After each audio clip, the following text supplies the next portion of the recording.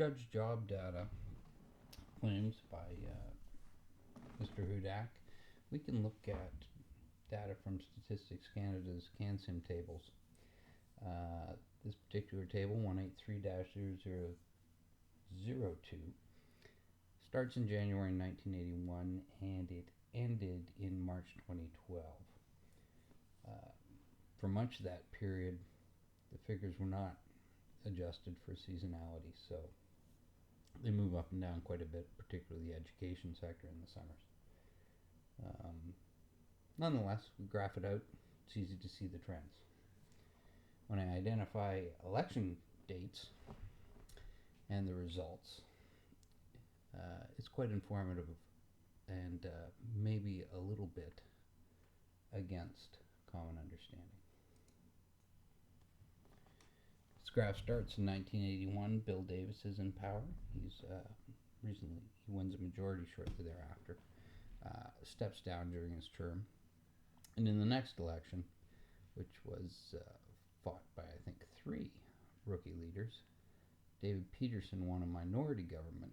He formed an accord with Bob Rae. They agreed on 2 years. After 2 years, Peterson wins a majority government.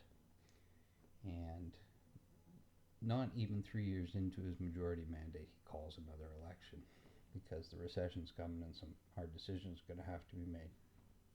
He loses that election, which leaves Bob Rae and the NDP in a majority government going into a recession. And here's where things get counterintuitive. The public sector job cuts take place, probably a majority of them, under Bob Rae's NDP government before Mike Harris is elected. Harris continues the cuts, and as you can see from the graph, 100,000 is a stretch, but it's not outside the bounds of credibility for recovering from a high deficit, a high debt, and working your way through a recession for 100,000 jobs to be lost in the public sector. Mike Harris is elected, runs to majorities. Jobs are starting to be added by the time he leaves, which is in 2002. Ernie Eves takes over from him before an election, and under Eves the hiring really starts in earnest and continues through 2 terms, most of 2 terms under Dalton McGuinty.